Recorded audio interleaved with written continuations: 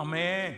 இந்த பிசாசானாலும் சரி, பிசாசு ஏவி விடுகிற மனிதர்களானாலும் சரி, அவங்க முதல்ல எதுல குறி வைப்பாங்க அப்படின்னு சொன்னா, உங்களுடைய பொறுப்பிலிருந்து உங்களை எப்படியாவது விலக்கணும்னு எவ்வளவு முயற்சி வேணாலும் எடுப்பாங்க. சத்துருடைய பெரிய வஞ்சகமே என்ன அப்படின்னா, உங்க கையில ஆளுகன்னு ஒன்று இருக்கக்கூடாதுன்னு நினைப்பாங்க. வேதத்துல முதல்ல ஆண்டவர் மனுஷனுக்கு கொடுத்தது என்ன கொடுத்தாரு? என்ன கொடுத்தாரு? என்ன அபிஷேகம் கொடுத்தாரு அப்படின்னா, நீ அவைகளை ஆண்டு கொள்ளுவாய். இதுதான் ஃபர்ஸ்ட் அபிஷேகம். இதுதான் ஆண்டவர் கொடுத்திருக்கிற முதல் வெற்றி. ஆனா இன்னைக்கு பாருங்க, நம்ம எதுல ஆளுக இருக்கிறோம்? நம்ம ஏன் ஆளுக நமக்குள்ள இல்லைன்னா, நம்ம பொறுப்புல நம்ம கவனமா இல்லை.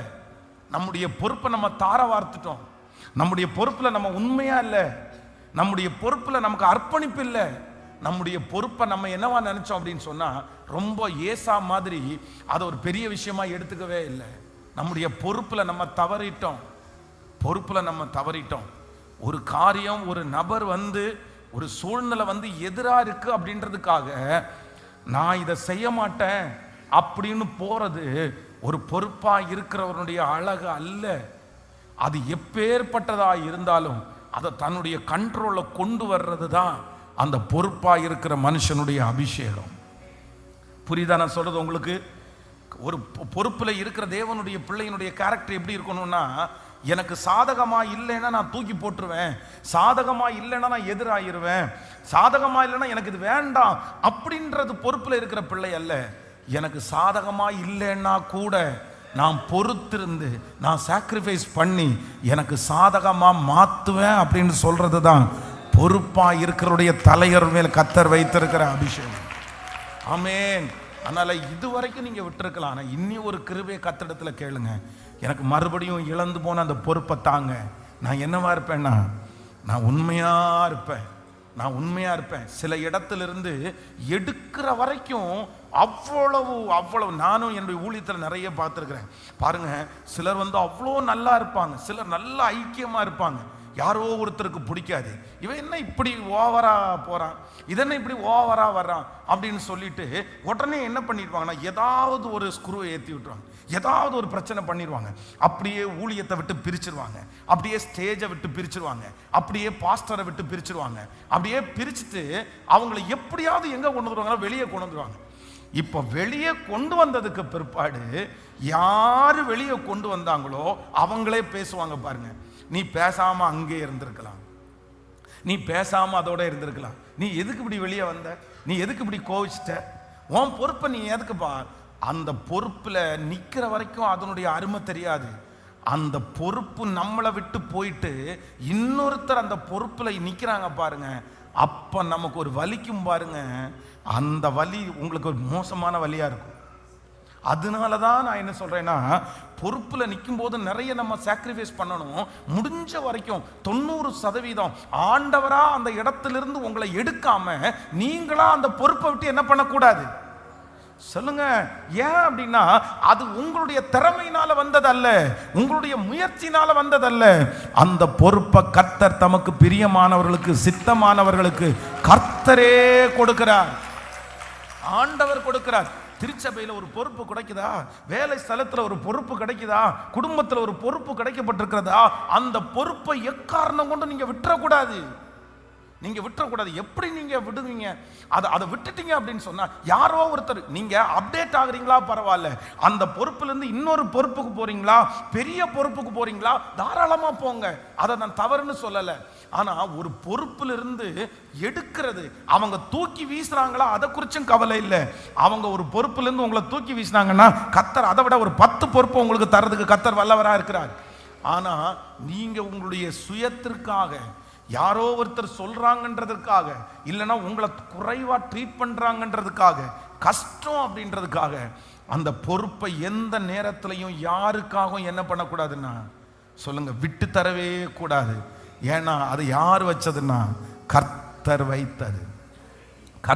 வைத்தது. இது யாராவது ஒருத்தர் இழந்திருக்கிறீங்களா? அந்த பொறுப்பை இழந்திருக்கிறீங்களா?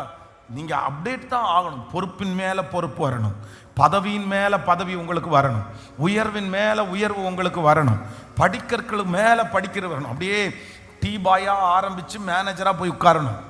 அது அப்படிதான் பண்ணணுமே தவிர விட்டுட்டு ஓடிடக்கூடாது. இனி எங்கேயாவது ஒரு இடத்துல யாராவது ஒருத்தர் இவங்களை பொறுப்புல இருந்து எடுக்கணும்னு நினைச்சாங்கன்னா நீங்க கொஞ்சம் சகிச்சு நீங்க உட்காருங்க. அந்த இடத்துல கர்த்தர் உங்களுக்கு நிலைப்படுத்தணும். அந்த பொறுப்புல ஆண்டவர் உங்களை உட்கார வைக்கணும். அந்த பொறுப்புல இருந்து அடுத்த லெவல் பொறுப்பை கர்த்தர் உங்களுக்கு தரணும். அது வரைக்கும் வருகிற கஷ்டத்தை நீங்கள் பொறுத்து கொள்ளுங்கள். ஒரு இடத்துல கொடுக்கப்பட்டிருக்கிற பொறுப்புக்கு விரோதமா பொறாமைப்பட்டு உங்களை அந்த இடத்துல துரத்தணும்னு நினைக்கும் போது கவலைப்படாதீங்க. அந்த பிரச்சனை வர்றதற்கே காரணம் என்னன்னா, அடுத்த பெரிய பொறுப்பு உங்க தலை மேல வரப்போகுது. அதுக்காக தான் ஆண்டவர் வந்து ஆமேன் உங்களை அப்படி வச்சிருக்கிறார். மொர்தெகாயை குறித்து வேதம் சொல்லுது, மொர்தெகாயினுடைய கையில ஒரு பொறுப்பு கொடுக்கப்படுது. என்ன பொறுப்பு அப்படின்னா, ஒரு சீப்பான பொறுப்பு மாதிரி எல்லாருக்கும் சாதாரணமான பொறுப்பு. ஆமானுக்கு அந்த பொறுப்பு எப்படி தெரியுதுன்னா அப்படின்னு தெரியுது. ஏன்னா அவன் கேட் வாட்ச்மேன், அவன் வந்து வாட்ச்மேனா நின்று இருக்கிறான். அதனால ஆமானுக்கு அவன் மேல் மாத்திரம் கை போடுவது அவனுக்கு என்னவா இருந்துச்சாமா, அற்பமா தெரிஞ்சாமா. என்னன்னா உன்னை மட்டும் அழிச்சா அது என்னுடைய உன்கிட்ட சண்டை போட்டா எனக்கு அழகு இல்லடா, உன் குடும்பத்திட்டே சண்டை போடணும், உங்க வம்சத்திட்டே சேர்த்து சண்டை போடணும். உன் ஒருத்தனை கொண்டு எனக்கு அழகு இல்லை, உன் குடும்பத்தையே அழிக்கணும்டா, அதுதான் கொஞ்சமாவது எனக்கு அந்த மாதிரி. ஆனா ராஜாவுக்கு விரோதமாக 2 பேர் எழும்பி அவரை கொல்ல பார்க்கிற செய்தியை அறிஞ்சு ராஜாவுடைய உயிரை காப்பாத்திட்டாரு. அந்த காப்பாத்தினதுக்கு ஒரு அங்கீகாரமும் கிடைக்கல. திரும்பவும் எங்க தான் உட்காந்து வேலை பார்க்கிறாரு சொல்லுங்க. ஆனா எனக்கு அங்கீகாரமே கிடைக்கல, எனக்கு தட்டி கொடுக்கவே இல்லை. நீங்க எஸ்தர் 3ஆம் அதிகாரத்தினுடைய 6வது வசனத்தை வாசிக்கும் போது, ஆனாலும் மொர்தெகாயின் மேல் மாத்திரம் கை போடுவது அவனுக்கு அற்பமாய் கண்டது. மொர்தெகாயின் ஜனங்கள் இன்னார் என்று ஆமானுக்கு அறிவிக்கப்பட்டிருந்தபடினால் அகாசுவேனின் ராஜ்யம் எங்கும் இருக்கிற மொர்தெகாயின் ஜனமாகிய யூதரை எல்லாம் சங்கரிக்க அவன் வகை தேடினான். அப்படி அப்போ இந்த மொர்தெகாய் வந்து தனக்கு அங்கீகாரம் கிடைக்கல, அந்த ராஜாவுடைய உயிரை காப்பாத்தினதுக்கு அவனுக்கு வந்து அடுத்த போஸ்டிங் கிடைக்கல. ஆனா கூட தனக்கு கொடுத்தப்பட்டிருக்கிற பொறுப்பு சின்னதா இருக்குதோ பெருசா இருக்குதோ, அதுல அவன் என்னவா இருந்தான்னா, அங்கீகாரம் கிடைக்கலன்னா கூட அதை விட்டு கொடுக்கவே இல்லை. ஆனா வேதம் சொல்லுது, திடீர்னு ஒரு நாள் ஆண்டவர் வந்து அந்த பொறுப்புல இருந்து அடுத்த ஒரு மேன்மையான பொறுப்பை கர்த்தர் உங்களுக்கு தந்தாரா? நான் உங்களுக்கு தீர்க்க தரிசனமா சொல்றேன், இந்த ஆண்டு உங்களுடைய பொறுப்புகளை அதிகரிக்கிற ஒரு ஆண்டாய், இருக்கிற பொறுப்பிலிருந்து இன்னொரு பொறுப்பை கர்த்தர் உங்களுக்கு தருகிற ஒரு ஆண்டாய், கர்த்தர் அடுத்த ஒரு லெவலுக்கு ஆண்டவர் உங்களை கொண்டு போகிற ஒரு வருஷமாய், ஆமேன், இன்னும் நிறைய காரியத்திற்கு அதிகாரியாய், நீ கொஞ்சத்தில் உண்மையாய் இருந்தால் அநேகத்தின் மேல உன்னை நான் அதிகாரியாய் வைப்பேன் என்று சொன்ன கர்த்தர், ஓ ஹல்லேலூயா, நீ 5க்கு தான் உனக்கு நான் அதிகாரியா வச்சேன், நீ 10க்கு அதிகாரியா மாறிட்ட, இப்ப நான் உனக்கு 15க்கு உனக்கு அதிகாரியா வைக்கிறேன், உன்னை 20க்கு அதிகாரியா வைக்கிறேன்னு கர்த்தர் அதிகாரத்திலே கர்த்தர் வளர பண்ணுவாராக. ஆமேன். இந்த மோசே வந்து நமக்கு எல்லாருக்கும் ரொம்ப நல்லவர். ஏசப்பா ஆண்டவருக்கும் மோசே ரொம்ப நல்லவர். ஆனா மோசே யாருக்கு ரொம்ப கெட்டவர் தெரியுமா? யாருக்கு கெட்டவர்? மோசேயினுடைய மனைவிக்கும் பிள்ளைகளுக்கும் ரொம்ப கெட்டவர். ஏன் அப்படின்னா, இவர் கல்யாணம் பண்ணதுக்கு பேசாம இவர் என்னவா இருந்திருக்கலாம்? இவர் சன்னியாசியா இருந்திருக்கலாம். மோசேக்கும் தாடிக்கும் சன்னியாசின்றது பொருத்தமா இருக்கும். ஏன் அப்படின்னு சொன்னா, அவர் வந்து கல்யாணம் ஏதோ பண்ணினாரே தவிர அந்த சிப்போராளுக்கு வந்து தான் கல்யாணம் பண்ணதுனால 2 குழந்தைய தான் பெற்று கொடுத்தாரே தவிர வேற அந்த அம்மாவுக்கு அவரால் ஒரு நன்மை கூட கிடைக்கல. ஏச்சும் பேச்சும் தான் கிடைச்சிருச்சு. சொந்த சகோதரியாகிய மிரியாம் எல்லாம் வந்து சொல்றாங்க, ஆமா ஆமா உன்னை பற்றி எனக்கு தெரியாதா, போன ஊர்ல மீதியானுடைய பொண்ணை கல்யாணம் பண்ணிட்டு வந்தவன் தானே நீ. இவரால் யாருக்கும் அவமானம்? சிப்போரால். என்ன சொல்ல வர்றாங்க அது புரியுதுல்ல உங்களுக்கு? அப்படின்னா கர்த்தர் உன்னை கொண்டு மட்டும்தான் பேசுவாரா? உன்னை பற்றி எனக்கு தெரியாதா? நீ போன இடத்துல அந்நிய பொண்ணை கல்யாணம் பண்ணிட்டு வந்தல்ல அப்படின்னு அவனை குத்தி காமிக்கிறாங்க. யார் இருக்கும்போது? தன்னுடைய அந்நியார் இருக்கும்போது. எவ்வளவு வருத்தமா இருக்கும். ஆனா இந்த சிப்போராளுக்கு வந்து தன்னுடைய கணவனாரையில அனுப்பிவிடப்பட்ட சிப்போராள் எகிப்துல அவங்க இருக்கும்போது இவர் எகிப்துக்கு வந்துட்டாரு. வந்தவர் என்ன பண்ணிட்டாருன்னா, நீ வீட்டுக்கு போமா, இங்க இருக்கிற சூழ்நிலை எல்லாம் சரியில்லை, உன்னை எனக்கு மெயின்டைன் பண்ண முடியாதுன்னு அனுப்பிவிட்டாரு. அனுப்பி விட்டவர் ஒரு கொடுமை என்ன அப்படின்னா, இஸ்ரவேல் ஜனங்கள் எல்லாம் எகிப்து தேசத்திலிருந்து எப்படி புறப்பட்டாங்களாமா? நம்ம போடும் அணி அணியாய் பொன்னோடும் பொருளோடும் புறப்பட செய்தாரே, பலவீனம் இல்லாமலே பாதுகாத்து நடத்தினாரே. எல்லாரும் நல்ல கை தட்டி சந்தோஷமா, சந்தோஷம் பொங்குதே அப்படின்னு சொல்லி பாடிட்டு போறாங்க. எத்தனை லட்சம் பேரு, எத்தனை லட்சம் பேரு? நேற்றைக்கு பொங்கலுக்கு சென்னையிலிருந்து 14 லட்சம் பேர் வெளியே போனாங்களாம். 14 லட்சம் பேர் வெளியே போனாங்க. நான் இங்கேருந்து ஒசூர் மீட்டிங் போகும்போது ரோடு அந்த பைபாஸ் ரோடு அவ்வளோ காலியாக இருக்கும். எங்கே பார்த்தாலும் காரு, எங்கே பார்த்தாலும் வண்டி, அத்தனை பேரும் ஊருக்கு போகிறாங்க. அப்போ இவ்வளோ நமக்கே ஆச்சரியமாக இருக்கும். மேலேருந்து பாலத்திலேருந்து பார்த்தா அவ்வளோ வண்டி லைட் எரிஞ்சு நின்றுருக்குது. சரி, இத்தனை பேர் ஊருக்கு போகிறாங்களேன்னு நினச்சிட்டு இருந்தேன். இவ்வளவு இல்லை. இப்போ எத்தனை லட்சம் பேர் போகிறாங்க? 20 லட்சம் பேர் ஒரு லைன் பிடிச்சி நடந்து போனால் எப்படி இருக்கும்? இவ்வளவு பெரிய அத்தனை பேரும் எப்படி போகிறாங்க? துக்கத்தோடையா போகிறாங்க? பையில அவ்வளோ தங்கத்தையும் பொன்னையும் வள்ளி வாரிட்டு சந்தோஷத்தோட 400 வருஷம் சேர்த்து மொத்தத்தையும் கொண்டு போய் கொடுத்து போங்க போங்கன்னு தள்ளி விட்டாங்களாம். அப்படி போகும்போது யார் மட்டும் இல்லை, சிப்போரால்ன்றது அந்த 20 லட்சம் பேர்ல ஒருத்தரா இருந்தா பரவாயில்ல, 20 லட்சம் பேர்ல தலைவனா இருக்கிற மோசையினுடைய, கேட்கல, எவ்வளவு பெரிய போஸ்டிங், எவ்வளவு பெரிய இடம். ஆனா யார் இல்லை? நீங்களா இருந்தா உங்களுக்கு எப்படி இருக்கும்னு நினைக்கிறீங்க? சொல்லுங்களேன். உங்க கணவனார் சாதாரணமான ஒரு பர்சனா 1000ல் 1 ஒரு கல்யாண வீட்டுக்கு போனா பரவாயில்ல. அந்த கல்யாண வீட்டிலே முறை மாமா உங்க கணவனார் தான். அவருடைய கீழே தான் எல்லாமே நடக்குது. ஆனா யாருக்கு அங்க மரியாதை இல்லை? ஹலோ, உங்களுக்கு அந்த இடத்துல மரியாதையே இல்லை, உங்களை கூப்பிடவே இல்லை. நீங்க என்ன நினைப்பீங்க? நீங்க என்ன பண்ணுவீங்க? அப்படி போவானாயா நீரு, என்னையே கூப்பிடாத இடத்துக்கு நீ என்ன பெரிய மாமா, வாரம் வீட்டில் வந்து உட்காரு. அந்த மாமாவும் வேண்டாம், அந்த மச்சானும் வேண்டாம், அப்படி ஒருத்தர் ஒன்று சொந்த கொண்டாட வேண்டிய அவசியம் இல்லை. நீங்க போகக்கூடாது. நீங்க போனீங்கன்னா நான் வீட்டுக்கு போவேன், நீங்க போனீங்கன்னா நான் தீ கூட குளிச்சிருவேன், நான் செத்துருவேன், நான் இருக்க மாட்டேன், நீங்க வரும்போது வீட்டில் இருக்க மாட்டேன், ஆள் இருக்காது அப்படின்னு நிறைய பேர். அப்போ இந்த இடத்துல எவ்வளோ பெரிய போஸ்டிங். ஆனா இந்த சிப்போரால் என்ன பண்ணலைன்னா கூப்பிடவே படலை, அழைக்கப்படவே இல்லை, அங்க இல்லை. இவர் ஊருக்கு போயிட்டார். ஊருக்கு போனது பிறகுதாவது சரி யாரையாவது 2 பேரை கூப்பிட்டு, எப்பா எனக்கு கொஞ்சம் பிஸியா இருக்குது, என் மனைவி என் பிள்ளைகளும் அங்க இருக்கிறாங்க, நீ போய் கூப்பிட்டாலே வந்துருவாங்கன்னு சொல்லி யாராவது ஒரு முக்கியமான ஊழியக்காரர்களை அனுப்பி ஒரு ரதம், அவனுக்கு கேட்டா குதிரை கொடுக்க மாட்டாங்களா, அவனுக்கு கேட்டா பொருள் கொடுக்க மாட்டாங்களா, மோசே கண்ணை பிடிங்கி கொடுக்க கேட்டா கூட கொடுத்துருவாங்க. அந்த மாதிரி வசதி அவனுக்கு. இவர் செய்ய வேண்டாங்க. நிறைய மனைவி அப்படி, நீர் செய்ய வேண்டாயா, ஆனா யாரையாவது வச்சாவது செஞ்சிருக்கலாம்ல, அனுப்பி அதையும் செய்யல. இப்போ அந்த சிப்போராளுடைய அப்பா மாமனார் இருக்கார்ல எத்ரோ, அவர் என்ன மாதிரி ஒரு மாமனார். அவர் என்ன பண்றாருன்னா, சரி அவருக்கு ஒரு நிறைய வேலை இருக்கும், அவர் என்னமோ என்ன மாதிரி ஒரு அண்டர்ஸ்டாண்டிங் பாருங்க. சரி அவருக்கு ஏதோ வேலை இருக்கும்பா, 20 லட்சம் பேர் நடத்துறாரு, அவருக்கு பொறுப்பு இருக்காதாப்பா, ஒன்னே நினைச்சிட்டு இருக்கணும்னு நினைக்கிறேன். சரி அவருக்கு அந்த மாதிரி ஒரு பொறுப்பு கடவுள் கொடுத்துருக்கிறாரு, நம்ம அவர் கோஆபரேட் பண்ணுவோம்னு சொல்லிட்டு அவர் என்ன பண்றாருன்னா, தன்னுடைய மகளையும் தன்னுடைய பேரப்பிள்ளைகளையும் கொண்டு வந்து இவரே கூட்டிட்டு வராரு. இவங்க வழி நடுக்க வராரு. வந்துட்டு இப்ப மோசைக்கு ஒரு நியூஸ் போகுது. என்ன நியூஸ் போகுது அப்படின்னா, உங்க மனைவியும் உங்க பிள்ளைகளும் உங்க மாமனாரும் வந்திருக்கிறார். நம்ம என்ன நினைப்போம், போச்சுதா முடிஞ்சு வர்றாளா, ஐயோ நம்ம கூப்பிடல, நம்ம மறந்துட்டோம், இன்னைக்கு தலையில இடி விழ போகுது அப்படின்னு நினைச்சு நம்ம பசங்கன்னா ஓடுவாங்க. ஆனா இவர் ஒன்றும் இல்லாம கூலா ஸ்ட்ரெயிட்டா யாரை போய் கட்டி பிடிக்கிறார் தெரியுமா? மாமனாரை போய் கட்டி பிடிக்கிறார். நம்மளா இருந்தா என்ன, அவர் உனக்கு ஒய்ஃபா இல்லை நான் ஒய்ஃபா? எங்க அப்பா இருந்தாலும் இத்தனை வருஷம் ஆச்சு, என்னை பார்க்கவே இல்லை, என்ன பார்க்காம போய் எத்ரோவை கட்டி பிடிச்சிடாரு. கட்டி பிடிச்சி தன்னுடைய கூடாரத்துக்குள்ள, நீ வாசிங்க, இதெல்லாம் நான் கதை அடிக்கல, நீ ஏதோ கதை கேட்குற மாதிரி கேட்குறீங்க, இது பைபிளில் இருக்கிறது.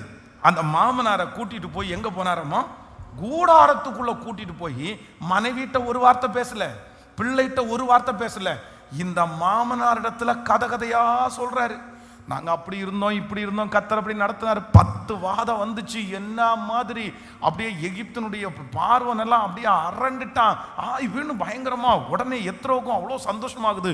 இவ்வளோ காரியத்தை ஆண்டவர் செஞ்சாரா? சரி தூங்கலான்னு 1 மணி ஆச்சு. தூங்கிட்டு காலையில விடிய காலத்துல இவர் பார்த்தா ஆளை காணோம். எங்க போயிட்டாரு? எங்க போயிட்டாரு? நேர டியூட்டிக்கு போயிட்டாரு. ஏன்னா அங்க ஜனங்கள் என்ன பண்றாங்கன்னா லைனா காத்து கிடக்குறாங்க. நேர போய் ஒரு கல்லுக்கு மேல உட்காந்து, வா என்ன பிரச்சனை உனக்கு? ஆடு பிரச்சனையா? சரி போ, இன்னொருத்தன் வா அப்படின்னு லைனா. இந்த மாமனார் என்ன காலைல எந்திரிச்சு போயிட்டாரா? ஏதாவது சொன்னாரா? எதுவும் சொல்லல. இவர் போய் பார்த்தா அவ்வளோ 1000 பேர் லைன்ல நின்று இருக்கிறாங்க. அத்தனை பேர் லைன்ல நிற்கும் போது ஜனங்களை பார்த்த உடனே இந்த மாமனார் சொல்றாரு, என்னப்பா நீயும் காலில இருந்து ஒண்ணுமே சாப்பிடாம இருக்கிற, இந்த ஜனங்களும் லைன்ல காத்து கிடக்குறாங்க, இப்படி இருந்தா நடக்காது, நல்ல தலைவர்களை 70 பேரை உண்டு பண்ணுன்னு சொல்லிட்டு அது அப்படியே முடியுது. ஆனா இந்த சிப்போராள் இந்த மோசே ஆண்டவருக்கு ரொம்ப கோபம் முறுத்தி, ஆண்டவர் கோபப்பட்டு மோசையை கொல்ல பார்க்கும்போது வேதம் சொல்லுது, தன்னுடைய மகனுடைய நுனித்தோளினால, இவர் எனக்கு ரத்த சம்பந்தமான புருஷன், இவரை கண்டிப்பா கொல்றதுக்கு நான் அனுமதிக்க மாட்டேன்னு யார் தரப்புல என்ன தெரியுமா? ஒரு அந்நிய ஸ்திரீயாகிய சிப்போராள், தன்னுடைய கணவனாரால நேசிக்கப்படாத ஒரு சிப்போராள், தனக்கு பாசம்னா என்னன்னே யாரும் காமிக்காத ஒரு சிப்போராள், தன்னையும் பிள்ளைகளையும் ஒரு வார்த்தை கூட ஆறுதலா விசாரிக்க கூட முடியாத அந்த சிப்போராள். ஏன் அப்படின்னா அந்த சிப்போரால் ஒரு முடிவெடுத்தா, கணவனார்னு ஒருத்தரை என் கையில கொடுத்துட்டாங்கல்ல, அவரை காப்பாற்ற வேண்டிய கடமை யாருக்குரியது அப்படின்னு சொன்னா எனக்குரியது. இவர் என்னுடைய ரத்த சம்பந்தமான புருஷன், இவர் என்னுடைய ரத்த சம்பந்தமான புருஷன். இந்த சிப்போரால் முன்னாடி நின்னா யாரால கூட தண்டிக்க முடியல. சொல்லுங்க, கேட்கல? கர்த்தரால கூட தண்டிக்க முடியல. அப்புறம் நான் நம்புறேன், உங்க கணவனார ஆண்டவருடைய கோபத்துக்கு உள்ளா இருக்கலாம், கர்த்தர் அவரை அடிக்கிறதுக்கு நிக்கலாம். ஆனா நீங்க திறப்புல நின்னீங்கன்னு வைங்களேன், உங்கள் நிமித்தமா உங்களுடைய கணவனார கர்த்தர் காப்பாத்துகிறவர். அவ்வளவுதான். தன்னுடைய கணவனார் அழியணும், தன்னுடைய கணவனார் ஒன்னும் இல்லாம போகணும் அப்படின்னு நினைக்கல. என் மேல பாசமே இல்ல இருக்குல்ல, விளட்டும். எத்தனையோ பேரை நான் பார்த்துருக்கிறேன், அந்த மாதிரி கேட்டிருக்கிறேன். தன்னுடைய ஒரு அம்மா என்கிட்ட சொல்றாங்க ஜெபம் பண்றதுக்கு, பாஸ்டர் ஆண்டவர் பொட்டனி மேலே ஒன்றை கொடுக்கணும் அவருக்கு. ஆண்டவர் அவருக்கு கொடுக்குற கொடுப்புல இந்த மொத்த பிஸ்னஸும் சீரோவாகி அவர் பிச்சை எடுக்கிற லெவலுக்கு வந்துடணும். யார? ஹலோ, கணவனார. இவர் பிச்சை எடுக்க ஆரம்பிச்சாருன்னு வச்சுக்கோங்களேன், அப்பதான் இவர் என்ன பண்ணுவாரு? நீங்க இவர் அடிக்கணும், ஆண்டவர் அவரை உடைக்கணும். அவருடைய கையில ஒரு வருமானத்தை கூட பார்க்க கூடாது. பணம் இருக்கிறதுனால தானே இவர் ஆடுறாரு. பணத்தை எடுத்தா இதெல்லாம் ஒரு மனைவிங்களாங்க? எப்படி வெளியில மனைவின்னு சொல்லிட்டு திரியுங்க? என்னதான் பண்ணட்டுமே. அதே மாதிரி இது மனைவிக்கு மட்டும் இல்லை, கணவனார் அவ்வளவு ஒரு சிஸ்டரை அப்படி உடைச்சு நொறுக்கி மனசை வேதனைப்படுத்தி கொல்றதுக்கு சமானமா எப்படி நடத்த முடியுது? எப்படி நடத்த முடியுது? ஆனா இந்த சிப்போராளுடைய வாழ்க்கை நமக்கு எல்லாருக்கும் ஒரு உதாரணமா இருக்கணும். என் கையில கொடுக்கப்பட்டிருக்கிற பொறுப்பு, என்னை மதிக்குதோ என்னை மதிக்கலையோ, என்னை திட்டுறாங்களோ, அதை பற்றி எல்லாம் இல்லை. எனக்கு கொடுத்திருக்கிறத நான் என்ன பண்ண போறேன்? நான் காப்பாற்றுவேன். ஆமேன் சொல்லுங்கள். கணவனை அடிக்கணும்னு ஜெபம் பண்ணீங்களா? அது உண்மையான பாசமா இருந்தா அடிக்கணும்னு கேட்கல. ஏன்னா நீங்க அமைதியா இருக்கிறத பார்த்தா நீங்களும் ஜெபம் பண்ணி இருப்பீங்களோன்னு எனக்கு உள்ளுக்குள்ளே ஒரு பயம் உண்டாகிறது. இயேசுவே, அப்படிப்பட்ட ஜபங்கள் எல்லாம் ஏறெடுத்தீங்களோ தெரில. பாஸ்டர் போன வாரம் தான் ஜெபம் பண்ணிட்டு வந்தேன், ரொம்ப ஓவரா பண்ணிட்டு இருந்தாரு.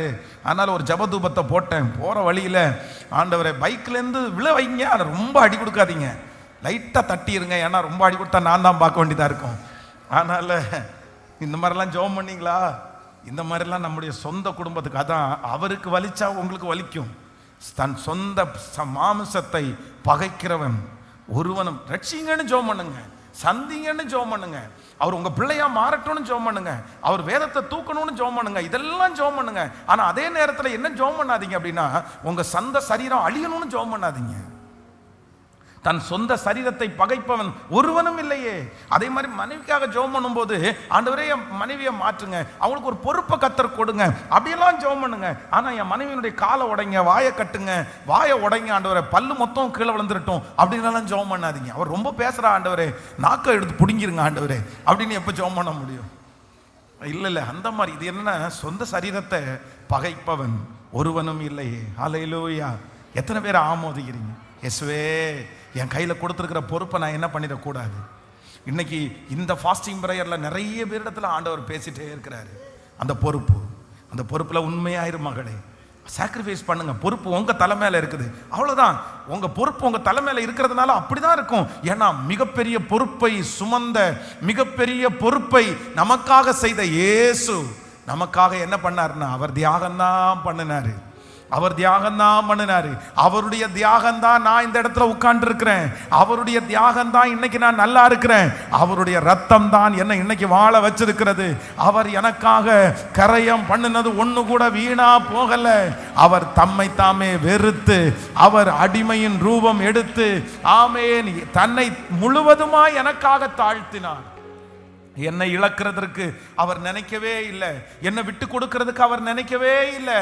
என் மேல அவர் வச்சிருக்கிற அன்பின் நிமித்தமாய் எல்லாத்தையும் அவர் தாங்கினார். அவமானத்தை தாங்கினார். அவருக்கு மேல மூஞ்சில காரி துப்புனதை அவர் தாங்கினார். அடிச்ச அடிகளை எல்லாம் அவர் தாங்கினார். எனக்காக கடைசியில ஜீவனையே கொடுக்க வேண்டிய ஒரு சூழ்நிலை வரும்போது எனக்காக அவர் ஜீவனையே கொடுத்து என்ன முன்னாடி வச்சு என்ன நல்லா வைக்கணும்ன்ற அந்த ஒரு பொறுப்பு அவர் தலை மேல இருந்ததுனால மரணம் வரைக்கும் எனக்காக போராடினார்.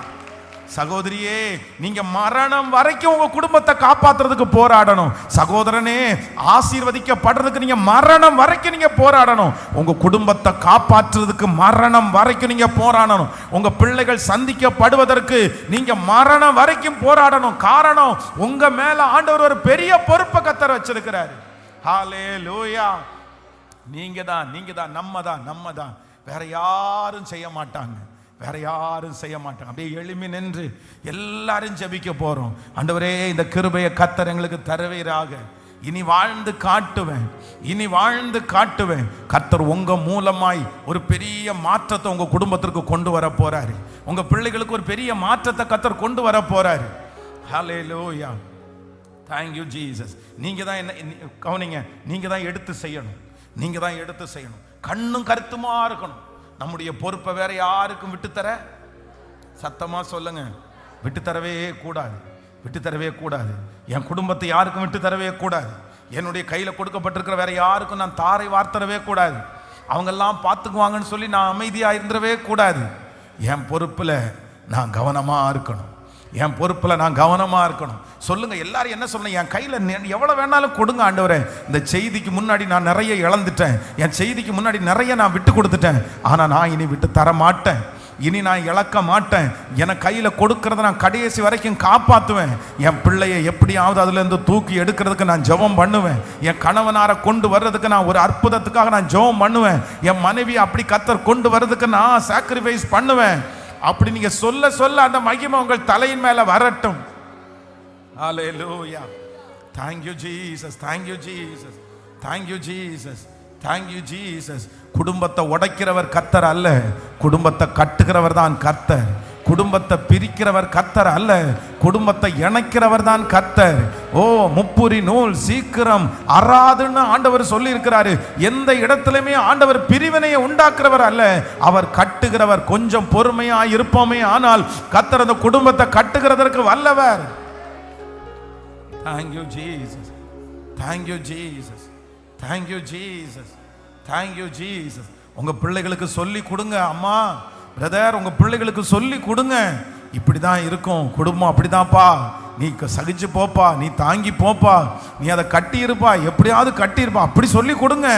ஆனா அதே நேரத்தில் உங்க பிள்ளைகளுக்குள்ள விஷத்தை விதைச்சிடாதீங்க, வெறுப்பை விதைச்சிடாதீங்க, குடும்பத்தை பிரிக்கிற மாதிரி வார்த்தைகளை விதைச்சிடாதீங்க. தாழ்ந்து போகிறதற்கு நீங்க வழி நடத்துங்க. ஏன்னா அவங்க தலைவன் கர்த்தர் அவங்க கையில தந்திருக்கிறார் அந்த பொறுப்பை. தகப்பனே, உங்க மாறாத கிருபை இந்த சத்தத்தை கேட்கிற ஒவ்வொருவர் மேலும் அப்படியே இறங்கி வருவதாக. நான் மறுபடியும் இழந்து போன பொறுப்பை, முந்தின ஆளுகை உன்னிடத்திற்கு திரும்ப வரும். முந்தின ஆளுகை உன்னிடத்திற்கு திரும்ப வரும். நீர் சொன்ன அந்த வாக்குத்தத்த வசனம் இயேசுவே இந்த வருடத்தில் உம்முடைய பிள்ளைகளுக்கு ஆம் என்றும் ஆமேன் என்றும் நிறைவேற்றப்படுவதாக.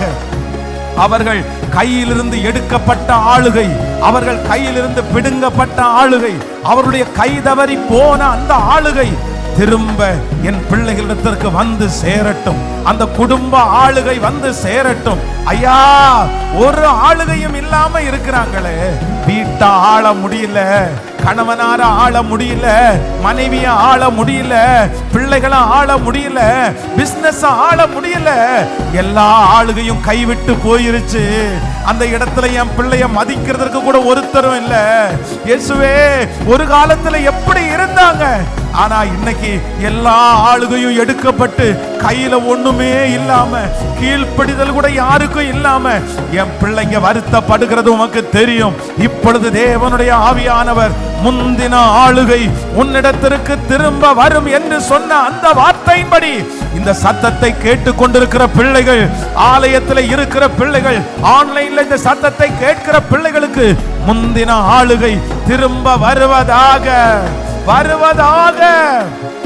இழந்து போன அந்த ஆளுகை வரட்டும். அந்த குடும்பத்தில் அந்த ஆளுகை வரட்டும். பிள்ளைகள் எல்லாம் கண்ட்ரோல்ல வரட்டும் ஆண்டவரே.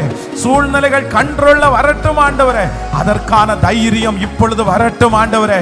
அதற்கான ஞானம் இப்பொழுது உம்முடைய பிள்ளைகளுக்கு வருகிறதற்காக நன்றி ஆண்டவரே. தேவனால் அனுப்பப்படுகிற ஒரு அக்கினி, தேவனுடைய பலத்த கரம், தேவனுடைய ஒரு சுகமாக்கும் வரம், தூக்கி எடுக்கிற தேவனுடைய மகிமை இப்போ இப்போ இறங்கி வரட்டும்.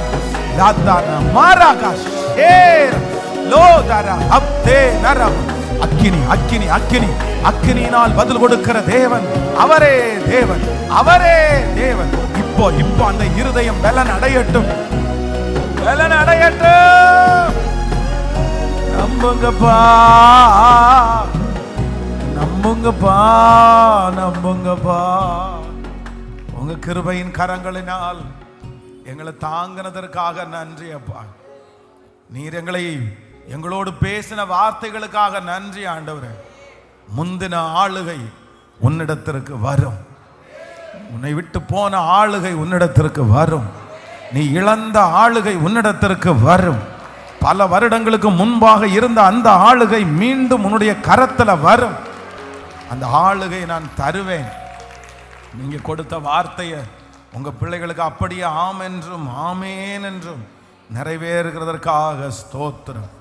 உங்க பிள்ளைகளை கரத்துல எடுங்க ராஜா. இன்னைக்கு எந்தெந்த ஜப குறிப்புகளோடு இந்த சத்தத்தை கேட்கிறாங்களோ அத்தனை ஜப குறிப்புகளுக்கும் ஒரு அற்புதம் நடப்பதாகப்பா, ஒரு அற்புதம் நடப்பதாக ஆண்டவரே. இயேசுவே, அந்த ஜபத்திற்கு நீர் பதில் தருவீராகப்பா. அடுத்த ஃபாஸ்டிங் பிரேயருக்கு வரும்போது எங்க பிள்ளைகள் சாட்சியோட வரணும் ஆண்டவரே, சாட்சி சொல்லணும் ஆண்டவரே. கர்த்தர் போன ஃபாஸ்டிங் பிரேயர்ல எனக்கு அற்புதம் செய்தார் என்று இந்த சத்தத்தை கேட்கிற பிள்ளைகள் சாட்சி சொல்லுவார்களாக ஆண்டவரே. அவங்களுடைய மனசு உங்களுக்கு தெரியும். இத்தனை பேருக்கும் தனித்தனியா நான் ஜெபம் பண்ண முடியலப்பா, ஆனா எனக்கு தெரியும் நீங்க நிரப்புனீங்கன்னா ஒரு நிமிஷத்துல எல்லாரையும் நிரப்புவீங்க, ஒரே டைம் எல்லாரையும் நிரப்புவீங்க. அந்த தெய்வம் இப்ப இந்த சத்தத்தை எத்தனை ஆயிரம் பேர் கேட்டாலும் அத்தனை பேரையும் ஒரே அடியா அற்புதம் செய்கிற கர்த்தர், பெரிய அற்புதத்தை கர்த்தர் செய்வீராக. உங்க பாதத்தில் எங்களை முழுவதுமாய் சமர்ப்பிக்கிறோம். இயேசுவின் மூலம் ஜெபம் ஏறெடுக்கிறோம் நல்ல பிதாவே, ஆமென். ஹல்லேலூயா.